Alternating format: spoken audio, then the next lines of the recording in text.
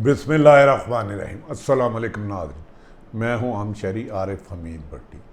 आज लाहौर 15 मई से नाज़रीन, आखिर क्या हो रहा है पाकिस्तान की सियासत में कि वज़ीर आज़म पाकिस्तान इमरान खान साहब ने अपनी पूरी टीम को आने वाले दिनों में मुश्किल हालात से निपटने की हदायत कर दी है और उन्होंने कहा मेरी टीम तैयारी कर ले, आजमाइश का वक़्त आने वाला है, इसके पसे पर्दा क्या हक़ाइक़ है।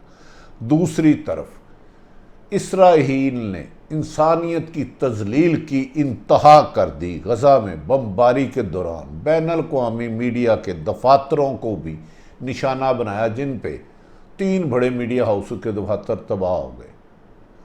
इसे जंगी क्राइम कहते हैं। इसराइल ने अपने जंगी क्राइम के दौरान हस्पताल, स्कूलों और बच्चों तक को बमबारी का निशाना बनाया। दूसरी तरफ नाज़रीन, बहुत से लोग, इंसान आता है दुनिया से चले जाता है, लेकिन कुछ ऐसे लोग होते हैं जिनके जाने से उनका खला पूरा नहीं होता। वो सदियों ज़िंदा रहते हैं दुनिया में रुखसत होने के बाद भी। उन्हीं में से एक नाम अंकल सरगम यानी कि फ़ारूक कैसर, जो बुलंद पाया मुसन्निफ, कालम निगार, कार्टूनिस्ट, टीवी प्रोड्यूसर, अदाकार, बहुत सी खूबियाँ कि जैसे कि ऐसा कहा जाता है कि कूजे में एक दरिया बंद कर दिया था, एक बहुत ख़त्म हो गया और दुनिया से रुखसत हो गया। आज उन्हें इस्लामाबाद ख़त्म कर दिया। उनकी पूरी ज़िंदगी इन मुश्किलात हालात में लोगों को हंसाने में गुजर गई और आते जाते हुए जब लाहद में उतरे तो हर आंख नम थी। ऐसे लोग सदियों में पैदा होते हैं और इनकी मुतबादल कभी नहीं आ सकता। आज मोहतरम फ़ारूक कैसर अल मरूफ अंकल सरगम हमेशा के लिए अपने फ़न के साथ अपनी कहकशां लिए लाहद में चले गए। हम इन पे भी बात करेंगे। नाज़रीन, आपको बताते हैं, वज़ीर आज़म पाकिस्तान में कोई इतलात दी गई थी कि अपोजिशन लीडर शहबाज शरीफ ने हर हाल में बाहर जाना, और जिन्होंने उनको गारंटी दी है, जो नवाज शरीफ को भिजवाया था, वो बाजिद हैं और काफ़ी इम्कान है कि वो ईद के बाद जो उनके वकला ने पटिशन तैयार किया अदालत में जाएंगे और अदालत से ऐसा हुक्म आएगा कि हुकूमत मजबूर हो जाएगी उनको बैरून मुल्क भेजने पर। नाज़रीन, बात समझने की बात है। समझ में नहीं आता, जो अरबों खरबों रुपये खाते हैं उनको रिलीफ मिल कैसे जाता है। एक रेडी बान बेचारा 1 किलो आलू कम तोलता है, बैंगन कम तोलता है, तो उसे 4-4 दिन सज़ा हो जाती है। रेड लिस्ट गाने पे गिरफ्तार कर लिया जाता है, पाबंद तलासल कर लिया जाता है, गंदी बदबूदार हवालात में बंद कर लिया जाता है। लेकिन जब अरबों खरबों रुपये की करप्शन में मुलव्वस चंद ख़ानदान की या अहम शख्सियात कानून की गिरफ्त में आते हैं, एक नंबर एक तो वो आ ही नहीं सकते। आते हैं तो उन्हें सज़ा आज तक भी हुई नहीं। अगर आते भी हैं तो उनको उनकी हवालात गेस्ट हाउस से ज़्यादा पुरसाइश बना जाती हैं। एयर कंडीशन, मसाज करने वाले आदमी, खाना पकाने के लिए आदमी, लगता है पाकिस्तान लुटेरों के लिए एक महफूज मुकाम है। शायद वज़ीर आज़म इमरान खान ने इसीलिए अपनी टीम को कह दिया है कि इस दफ़ा शहबाज शरीफ को जाने नहीं देना इन कानून के मुताबिक। अगर इसके लिए मुश्किल हालात आते हैं तो पूरी टीम तैयारी करे, वो आखिरी हद तक जाएंगे। इसके लिए इमरान खान की ये हदायत के बाद पीटीआई में खलबली सी मच गई है कि वज़ीर आज़म को कौन सी ऐसी रिपोर्ट मिली है जिससे उन्हें ये अंदाज़ा हो गया है कि हुकूमत जा भी सकती है। और उन्होंने कहा है अपने साथियों को कि मुश्किलात हालात से निपटने के लिए अपने आप को तैयार कर ले। क्या वजह थी कि पिंडी रिंग रोड में अरबों के करप्शन पे इमरान खान पे दबाव डाला गया कि आपकी हुकूमत में ये हुई है, इसको ना करे, पर उन्होंने कहा नहीं, अगर मेरे दौर में भी हुई है तो करप्शन है। हाँ, गो कि उनके एक अहम सफ़ीर है जो अब तक बचते जा रहे हैं, एडवाइज़र है, सॉरी, हमें यकीन है वो भी कानून की गिरफ्त में आ जाएंगे। क्या आने वाले दिनों में शहबाज शरीफ हुकूमत के मुताबिक जेल में जाते हैं, पुरसाइश जेल, गेस्ट हाउस या रेस्ट हाउस, उसको जो भी कह दो, या लंदन इलाज की गरज से जाते हैं, जो कि 1.5 साल पहले उन्हें अपने भाई को गारंटी दी थी तो वो भी वापस नहीं आए। क्या शहबाज शरीफ को गारंटेड देने वाले, बाहर भिजवाने वाले वज़ीर आज़म पाकिस्तान से ज़्यादा ताकतवर है? ये वक्त आने वाले दिन में पता चल जाएगा। नाज़रीन, दूसरी तरफ इसराइल ने इंसानियत की तज़लील की इंतहा कर दी। फ़लस्तीन में, गज़ा में उन्होंने पहले हस्पतालों में बमबारी की, स्कूलों में की, मसाजिद में की। 150 से ज़्यादा लोग शहीद हो गए और हज़ारों लोग ज़ख्मी हो गए। ये इसराइल का जुल्म एक अरसे से जारी है, लेकिन आलमी ताकतें इस पर खामोश, गूंगी, बहरी हुई हैं। उन्हें नहीं पता कि इसराइल जंगी जराइम में दुनिया की वो जुल्म ज़्यादती की रेड लाइन भी क्रॉस कर गया है जो आज तक कहीं नहीं थी। यहाँ तक हुआ कि आज इसराइल ने जो बमबारी की गज़ा के इलाके में, मीडिया दफातर थे, गैर मुल्की दफातर थे जो कवरेज के लिए गए हुए थे।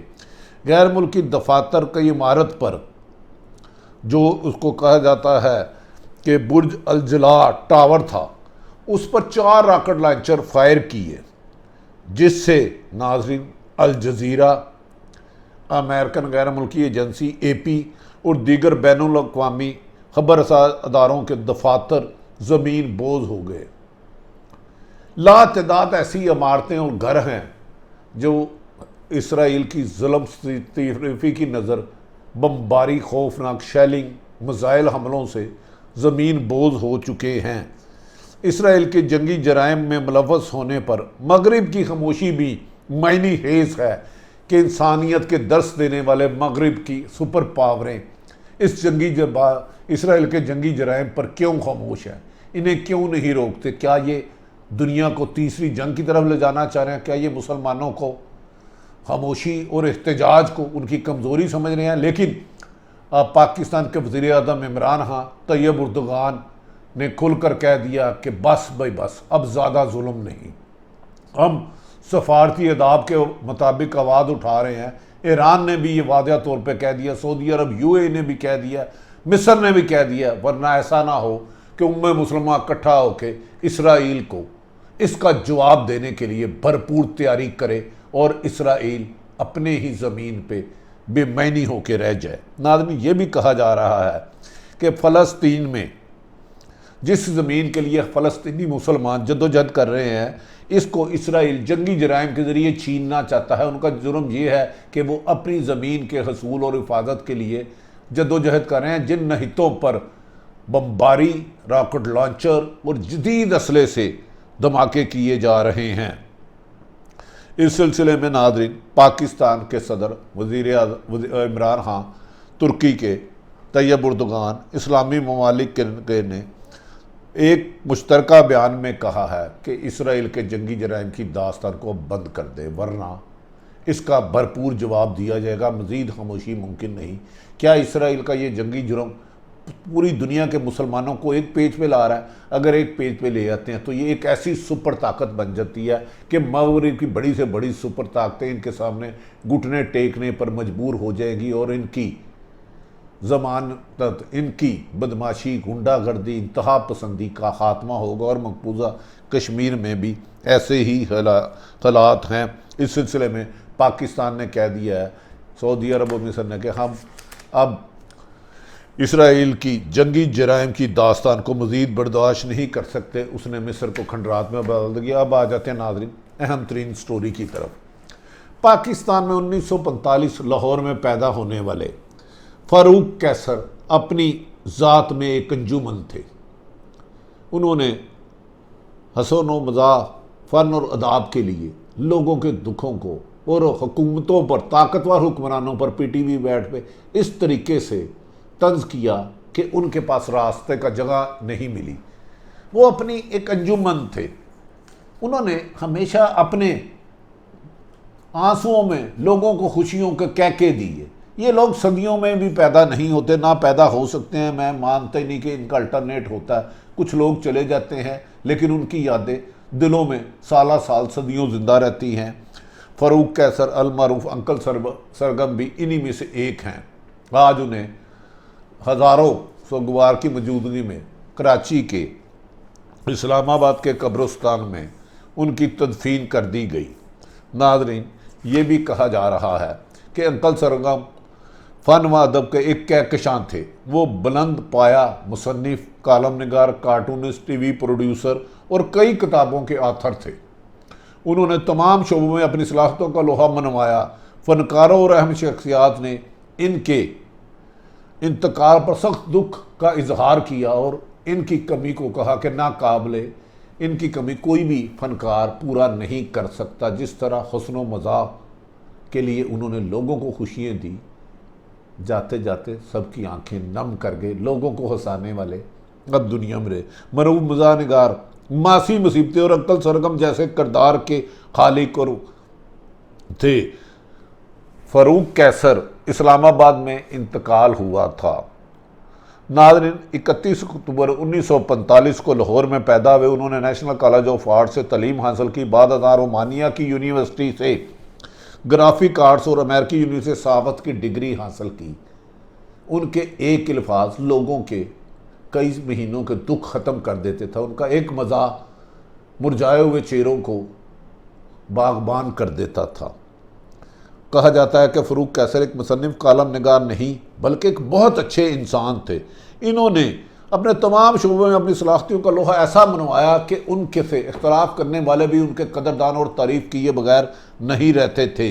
वो तदरीस के शोबे से भी मुंसलिक रहे। इन्हें तमगा हुस्न कारकर्दगी और तमगा इम्तियाज़ से समेत कई एजाज़ात से नवाजा गया। PTV के मशहूर प्रोग्राम कलियाँ इनकी पहचान बना, जिसमें अंकल सरगम के किरदार ने इन्हें शोहरत के बाम अरूज पर पहुँचाया और इसके हदायतकार भी ये खुद थे। उनकी तमाम हुकूमती अरकान, वज़ीर दाखिला असद उमर साहब, वज़ीर आज़म पाकिस्तान और शोबीस से रिलेटेड, और ख़त्ता ये कि पाकिस्तान के हर तबके ने दख्म का इजहार किया। उन्होंने कहा कि फ़ारूक कैसर और अंकल सरगम दुनिया से चले गए हैं लेकिन लोगों के दिलों में ज़िंदा है। नाज़रीन, ज़िंदगी ऐसी ही गुजारनी चाहिए, हंसो मज़ाक की तरह, कि लोगों के दुख आपके लफाजों से लोग अपने दुख भूल जाएं, उनके चेहरों पे मुस्कुराहट फूलों की तरह बिखर जाए। जियो तो लोगों के लिए। नाज़रीन, आरिफ हमीद भट्टी की ये गुफ्तगू पसंद है तो चैनल को सब्सक्राइब करें। अपने इर्द गिर्द रहने वालों की खुशियों का ख्याल रखें, किसी की तकलीफ़ का बायस ना बने। पाकिस्तान जिंदाबाद।